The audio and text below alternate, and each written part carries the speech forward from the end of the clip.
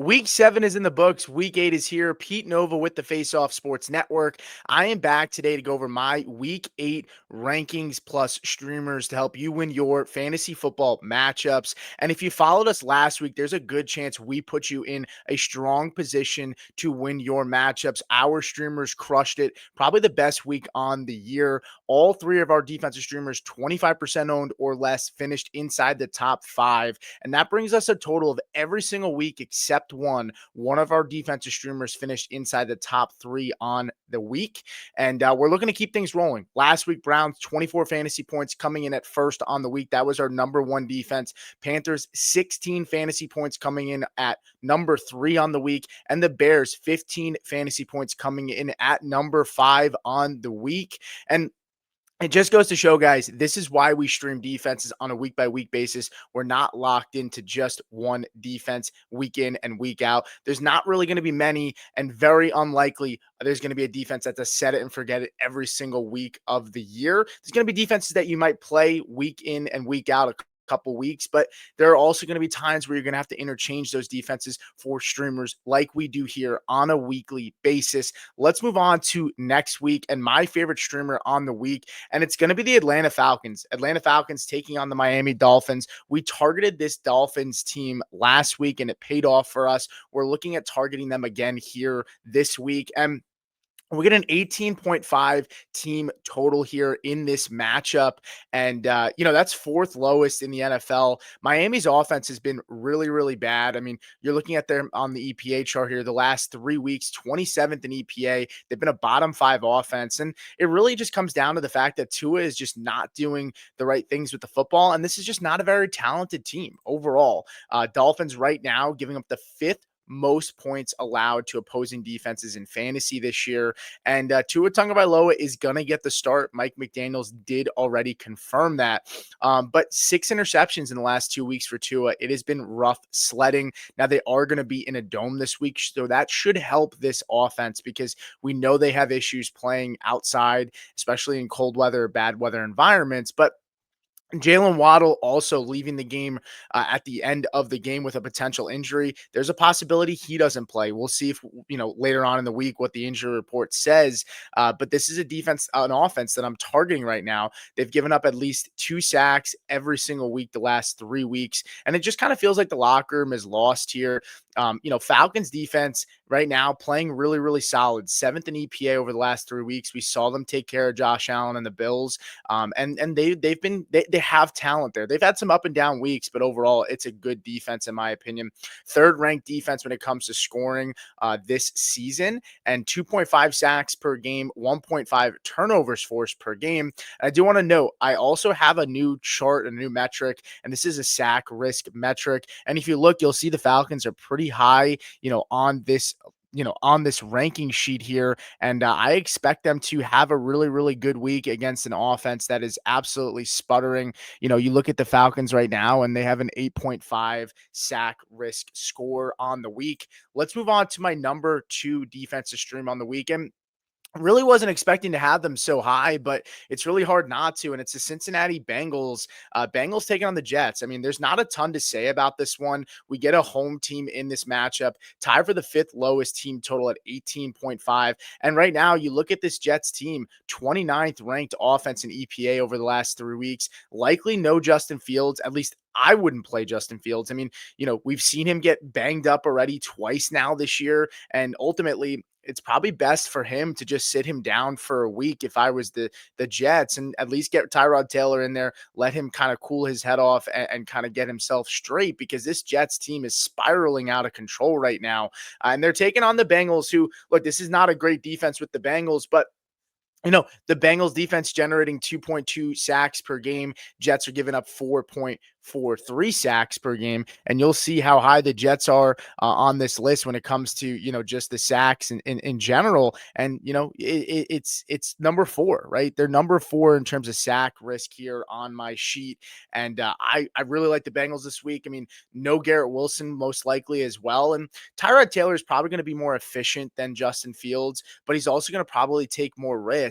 And this is not the same guy that we've seen a couple of years ago. He's still a solid backup quarterback, but it's a mess right now, and he's not going to be able to create with his legs like Justin Fields, where, not a lot of playmakers, and that's going to cause some issues. And I expect this Bengals defense to have a really solid week. Again, really surprised I have them as high as I do, but I got to go with what the numbers are telling me, and the numbers are telling me this is a really good defense to start this week. And the Bengals are like, they're somewhere around 1% owned. Obviously, all these defenses are 25% owned or less, like we talk about every single week.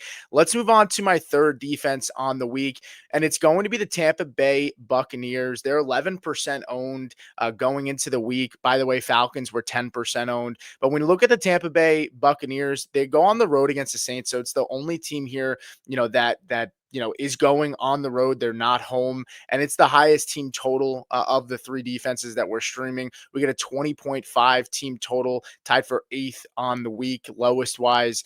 It's a good floor defense, in my opinion, but they have a solid ceiling, but not as high of a ceiling as the other two defenses we talked about. Saints offense, 28th in EPA over the last 3 weeks. I know a lot of people are trying to give Spencer Rattler some credit, and for what it's worth, I mean, he's been dealt a pretty tough situation. He's shown flashes and signs. A really tough week, though, against the Bears on the road, that he's going to get back home, and maybe that helps him. But and the Saints team, they're going to have success throwing the football.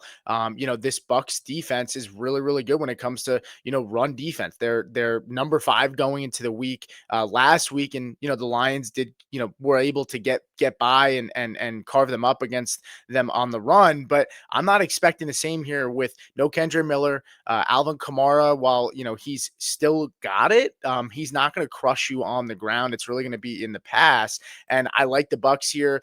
24th in yards per game with 297 is the Saints. So again, a good floor here. And overall, Saints are 24th in total passing yards with 197. So they're not throwing for a lot of yards, and that's how they're going to have to be successful in this matchup, in my opinion.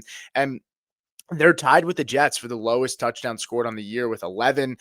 So I like this matchup. Tampa Bay 18th in EPA over the last 3 weeks for the defense, but they're also the 11th ranked scoring defense in fantasy. So I think this is a good spot. Let's go ahead and move over to our full rankings. In tier number 1, I have the Indianapolis Colts here at number 1. Consensus has them at 1. So do I. They're taking on the Tennessee Titans, who have been giving up a ton of sacks. If you look at my chart here, Tennessee Titans number 1 when it comes to sack risk. I think this is a really good spot for the Indianapolis Colts. Then you look here at number 2 at the New England Patriots, and they're actually consensus number 2 as well. I like the New England Patriots in this matchup against the Cleveland Browns. Cleveland Browns, Dylan Gabriel, he's got to be, bottom 5 quarterback in the NFL right now. They do have a really good run game. So that could be a way where Cleveland does kind of get by here against a defense with the Patriots that, can be had against the run. It's more for them. They've been able to be successful when it comes to defending the pass. But they've just been a solid defense overall in the New England Patriots. A good matchup here. Then you look at number 3. I have the Atlanta Falcons, my streamer, at number 3 right here. And Atlanta Falcons are number 4 ranked on the week. I'm one spot ahead of consensus on them. Then I have the Chicago Bears here at number 4. And, consensus really hasn't moved on the Bears enough just yet. And I think mainly because people are assuming that Lamar Jackson is going to be back. But, it was reported yesterday that Lamar Jackson not back at practice. So I want to put a caveat here. This is being recorded on a Tuesday. If Lamar Jackson is back, of course, this Bears defense is not going to be a top 10 defense in my rankings. They are going to fall outside the top 10, but we're ranking them this high with the assumption that right now, Lamar Jackson is not playing this week. He's not at practice. They just had a full bye week and he's missed time. And so we'll see and have to monitor that situation. Then I have the Buffalo Bills here at number 5. Consensus has them at 6. Bills going up against the Carolina Panthers. This is a good floor play, right? Not a great defense, but a good floor play against the Panthers, who, outside of being able to run the football, they've really struggled when it comes to, throwing and putting up a lot of points. They are coming off of their third win, but we'll see. Bills coming into town, probably pissed off, a tough loss against the Falcons. Then they get a bye, coming out fresh out of a bye. I think this is a solid matchup, and also no Bryce Young. So Andy Dalton, who looked really really bad last week, and they still have injuries across this offensive line. So we'll see how it shakes out. But I have the Bills here. There's a chance the Bills drop down slightly. We'll see how the injury reports come out. So just keep that in mind. Moving on to tier number 2 here, Kansas City Chiefs for me at 6. Consensus has them at 3. They're taking on the Washington Commanders. It looks like Jaden Daniels probably not going to play. I think Terry McLaurin will be back, possibly Deebo Samuel back as well. And Marcus Mariota, when he's been given the opportunities, has been solid in this offense. So I think he can navigate and be solid, but still a really good play with the Chiefs. I have them here at number 6. They're playing at home. It is not a bad matchup. I just am not as high on consensus because I'm giving Marcus Mariota maybe a little bit more respect than some of the other rankers here.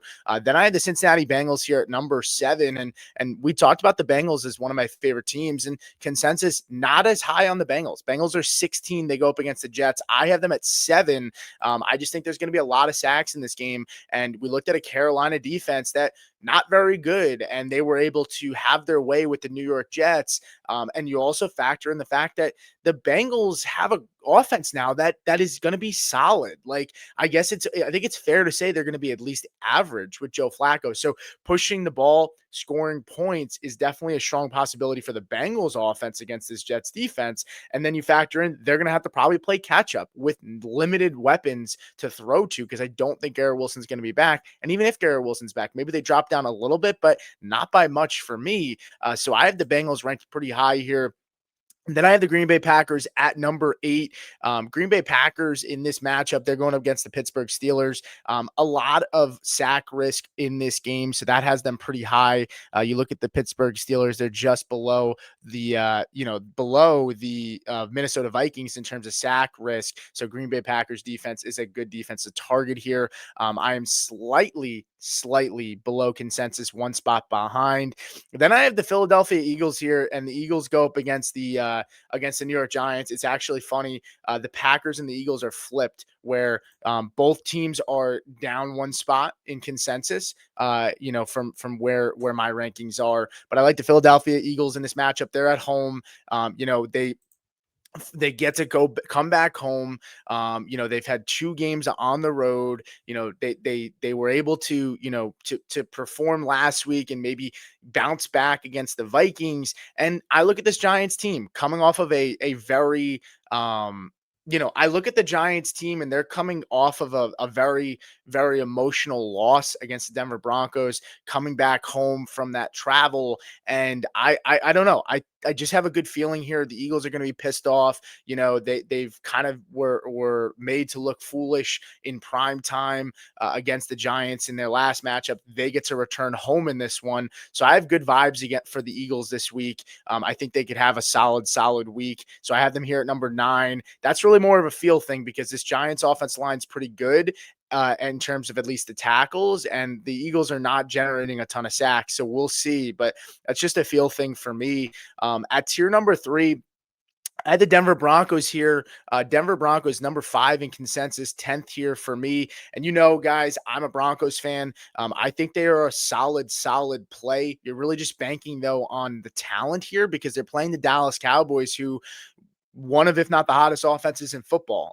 Now they are playing at home in this game. Dre Greenlaw is suspended, at least for now, for this game, so he won't be back. And so it's going to be tough. We'll see if Javonte Williams can make anything happen. I do worry about George Pickens on Riley Moss. That's an archetype that Moss has had some trouble with. So I think that there could be a possibility that Denver is a little bit of a letdown 2 weeks in a row, which is funny because their defense played good last week. They just got really, really unfortunate bounces. You had one broken play to start the game for a touchdown. Then you had a lot of penalties to extend drives. Then you also factor in the tipped pass that was then caught for a touchdown. It was ricocheted off one player. That was like a 40-yard touchdown on 3rd and long. And then at the end of the game, they gave up another touchdown because of the phantom pass interference call that got the Giants to the 1-yard line, and the Giants punched it in. So, that also hurt the defense there. But I think the defense is a solid play this week, but I'm just not nearly as high on them as consensus is. Then I had the Tampa Bay Buccaneers here at number 11. Tampa Bay Buccaneers, their consensus at 10 against the Saints. Saints have been pretty solid at limiting points to opposing defenses. We talked about the Tampa Bay Buccaneers. I don't think we have to go over them too much in this matchup.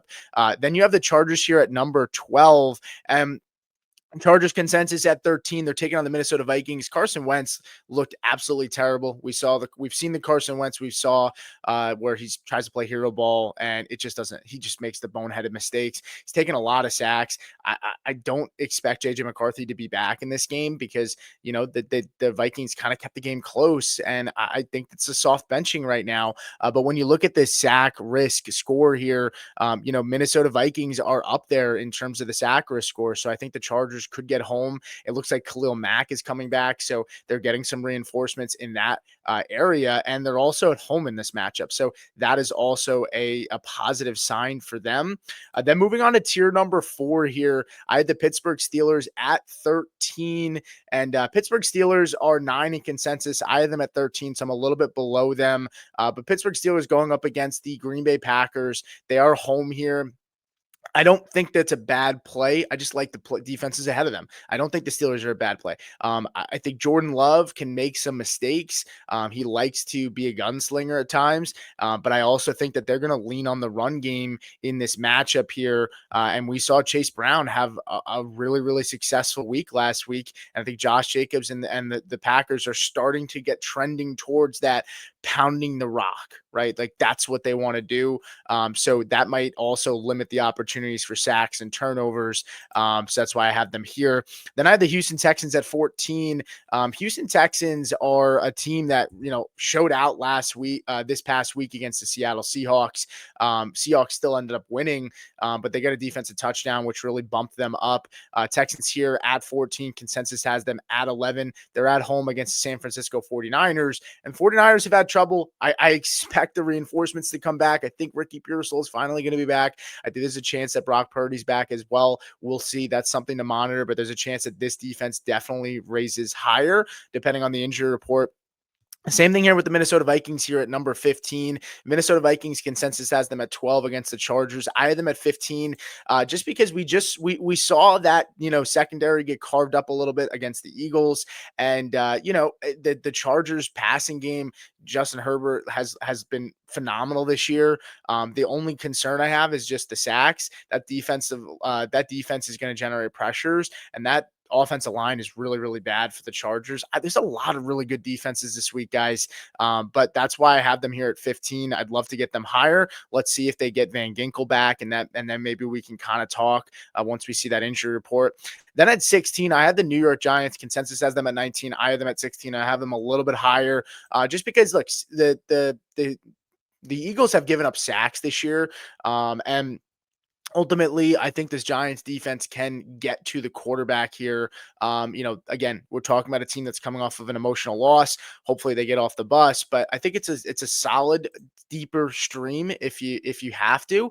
Then I look at the San Francisco 49ers here at 17. This is a defense that's just been ravaged by injuries, guys. They're not, I'm not expecting a ton here. Consensus has them at 15. They're taking on the Houston Texans, bad offensive line. So I get it. Robert Saleh has the guys playing hard there. But no Joey Bosa, no Fred Warner. I think they're a solid floor play, not high ceiling, but a solid floor play. And then I have the Cleveland Browns here at 18. Cleveland Browns consensus has at 14 against the New England Patriots. I think they can get to the quarterback and generate some sacks, but ultimately they're traveling on the road. Defense looked really good last week, of course, but this Patriots, the offense has just been really, really hot. So I couldn't put them much higher. Let's move on to tier number 5. And this tier doesn't have to be spoken about a ton.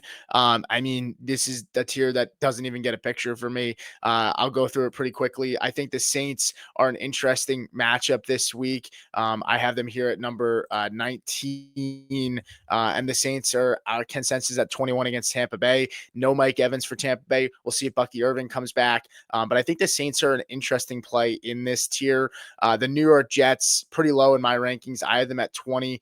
Consensus has them at 18. 13. Then you have the Baltimore Ravens.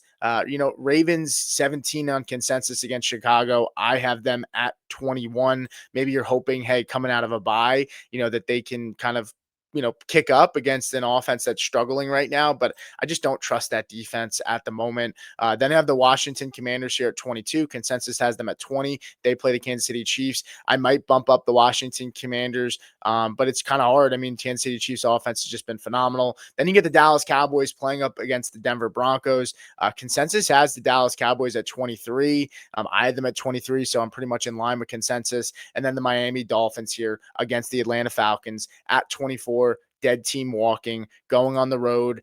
If I look like a fool, I look like a fool, but I am not rolling out the Miami Dolphins defense. It's just not happening. But I'm going to flash a chart here one more time. This is something I've been working on a little bit. The sack risk, chart or sack risk score. I'm going to post this on Twitter as well. And just to keep in mind, guys, and I apologize, it was a tight push up to the 1:00 kickoff, and I wasn't able to send out to our YouTube community my updated rankings. Discord and Patreon got it, as well as Twitter. But unfortunately, I did not get it out to you guys, and I did make some significant shifts. We're pushing the Bears up pretty high, and so that's on me. I apologize, but that's why you should try to follow us everywhere that you can. Make sure you get in our Discord. It is free. You can also follow me on Twitter at Supernova38. We're doing a lot of great things here, folks. Really appreciate the support that I've gotten from you guys all season long. Let's keep things rolling here, and I'll see you guys next time.